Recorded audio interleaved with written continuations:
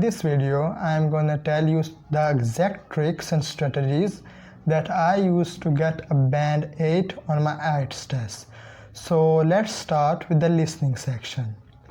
My first tip would be to improve your focus and concentration. Remember that the audio is gonna be played for continuously half an hour or probably 35 minutes. So you need to have laser sharp focus and make sure that you don't get distracted during the test. Like, get rid of every other superficial thoughts and your only focus should be on the listening test, and this will only get better through continuous practice. Another tip would be to avoid distractors.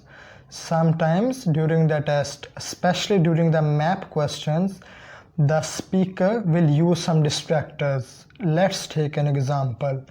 There's a park and on the speaker says that a bench was to be shifted towards the right side, but now it's moved to the left side.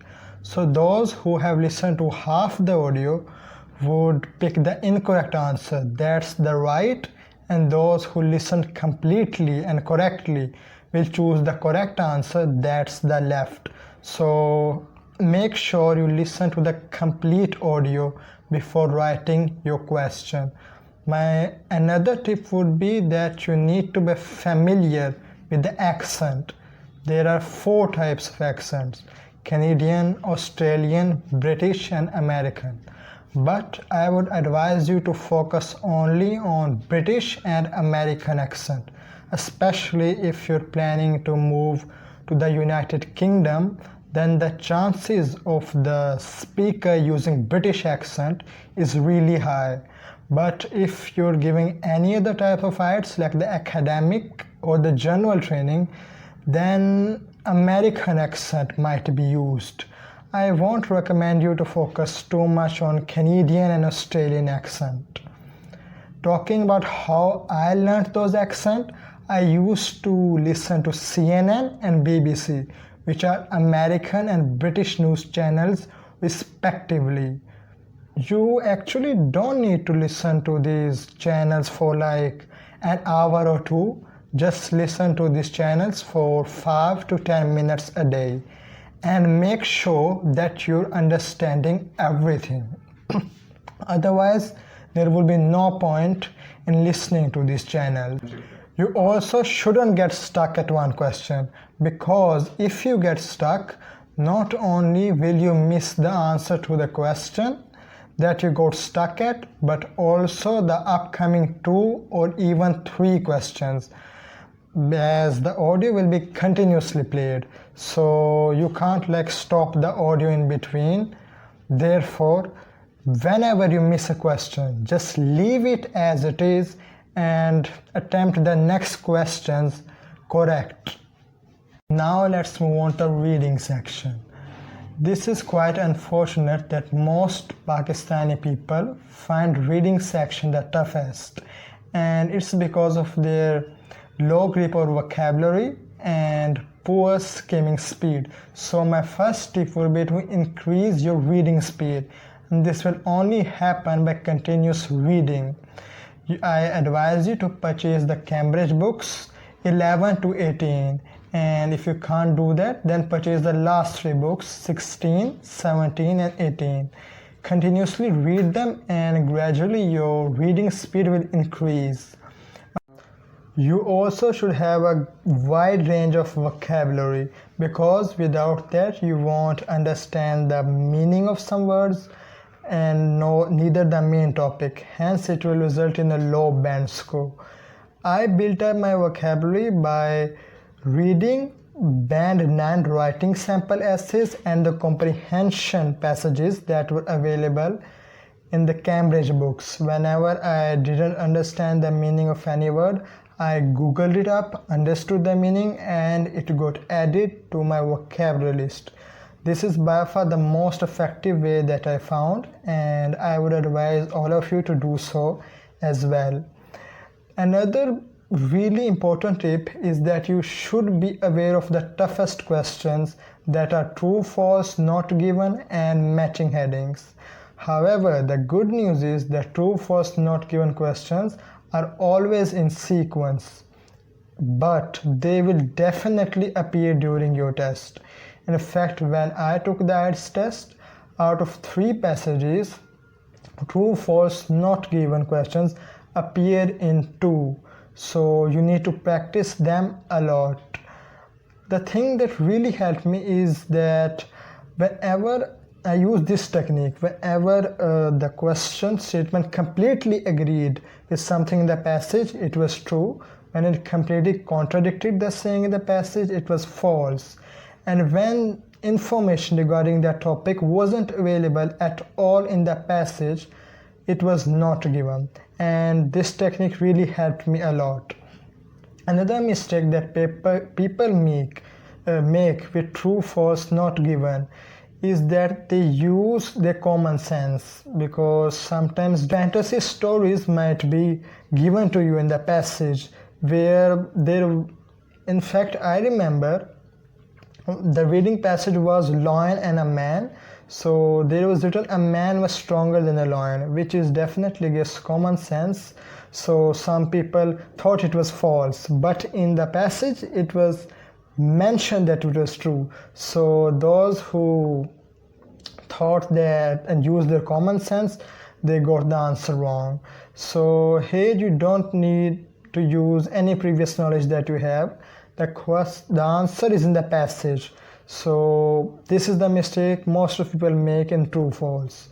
Next, the matching heading questions, which is probably even tougher than true, false, and not given, because a passage will be given and there will be 7 to 8 headings, and you will be told to match the right heading to the right answer.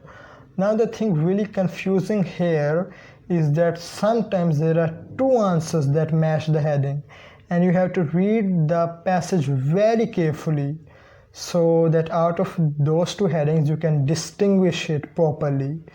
Remember that these type of questions will consume a lot of time, and simply reading the first and last line of the paragraph won't help you.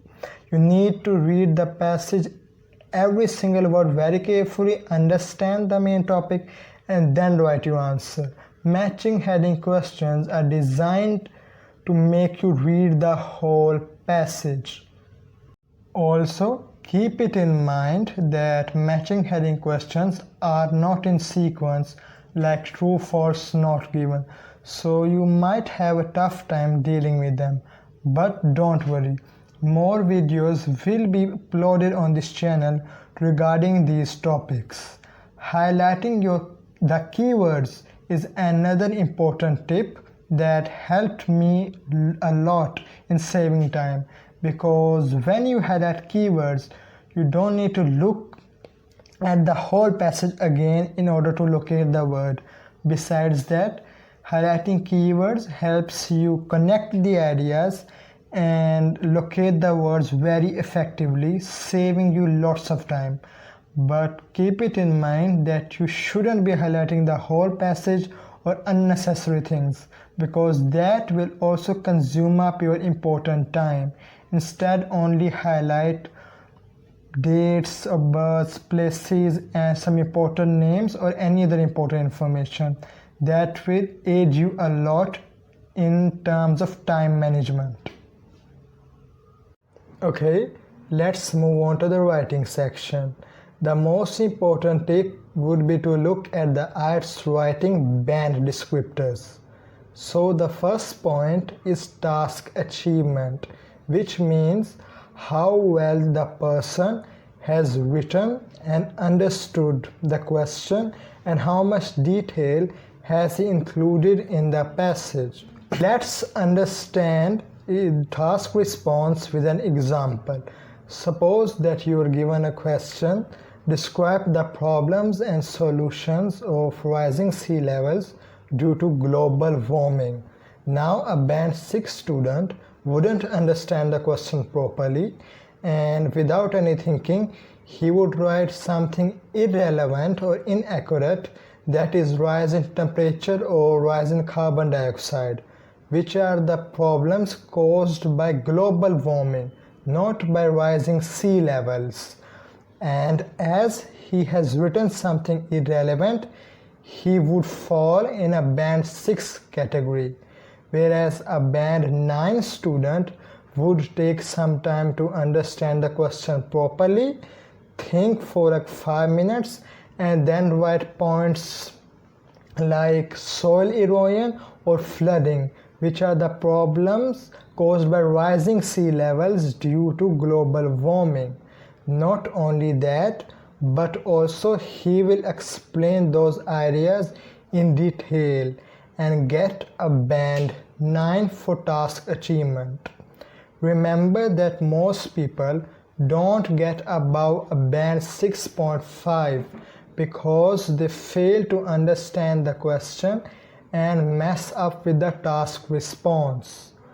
The next point would be coherence and cohesion, which means how well have you structured the essay and how easy it is for the examiner to understand your essay. So according to a band 9 coherence and cohesion, which says use cohesion in such a way that it attracts no attention. So if you use lots of linking words like moreover, furthermore in a single paragraph, it will attract the examiner and you will fall down from a band 9. Another thing is that you should use paragraphing effectively as mentioned in the band 9 coherence and cohesion. Like there should be a separate paragraph for introduction, separate body paragraphs, and finally a separate paragraph for the conclusion. Next comes the lexical resource, which is another name for vocabulary. And according to a band 9, which says that you should use a wide range of vocabulary with sophisticated control, it means that you should have advanced vocabulary, not too advanced. You can still get a band 7 overall if your vocabulary isn't too advanced, but you need to paraphrase some words and use synonyms. For instance, there is the word communicate, and rather than repeating the same word again and again, it would be better if you use get in touch or interact, which are the synonyms for communicate. Also avoid vocabulary mistakes and then you'll get a band 9. Finally comes the grammatical range and accuracy.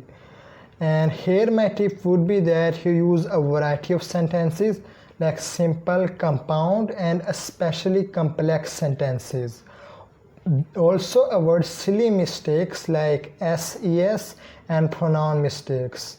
Do all of this and you'll get a band 9 for grammatical range and accuracy. Another tip would be to practice as much as possible. Like practice at least an hour a day, 40 minutes for task 2 and 20 minutes for task 1. It should be a timed practice because students usually run out of time in the writing section. Moreover, don't write too much. Like if you are set to write 250 and 150 words for task 2 and task 1 respectively, then you shouldn't write more than 300 words for task 2 and 200 words for task 1 because you're only given an hour, which isn't usually enough if you have a poor response over task achievement and ideas generation. So try to keep it below 300 and 200 words. Finally comes the speaking section. Here too we'll have a look at the IELTS speaking band descriptors, where the first point is fluency and coherence. So here you shouldn't be repeating your words too much, as it's mentioned in the task 9 with rare repetition and self-correction. So I would advise you not to repeat a word more than 3 times during the question. I mean the same one, not during the whole speaking test. Also, your hesitation can be for content but not for words. This means that whenever you completed a sentence, you can pause for 2 or 3 seconds to think of an idea and then you can move on. But make sure that hesitation isn't for words because the examiner will know it immediately. And also explain your ideas well. Give an explanation and example with every question. Not with every question because it might get too long and there is limited time for every question. With some questions you should give an example, but explanation should come with every other question. Now comes the lexical resource, which is vocabulary. Here also you should have an advanced vocabulary and try to paraphrase as much as possible. Also use idioms because that's the requirement for a band 9 lexical resource. But make sure not to use more than 3 idioms during your whole speaking test, because using too many idioms will give the examiner a notion that you have memorized them, because idioms are quite uncommon during a normal and natural conversation. Always remember that IELTS speaking is a natural test, so you should sound natural. If you use too many idioms, you will sound unnatural, hence your score for lexical resource will reduce.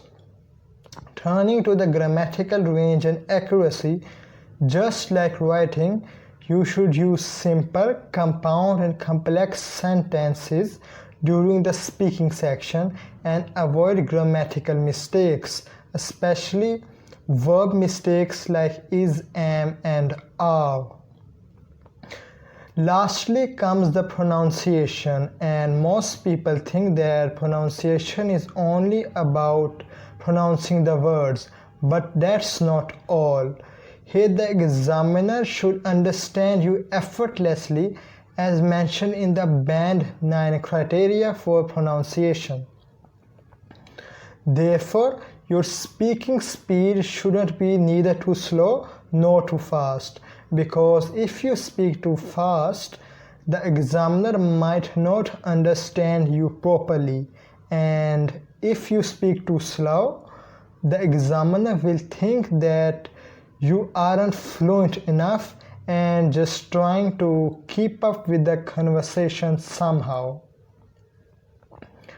Practicing as much as possible is another useful tip, and I would recommend you to practice with a friend or probably an English teacher for at least half an hour a day. And if you don't have any friend or access to an English teacher, just record your voice and listen to it. Improve every bit and you will do perfect at the speaking section.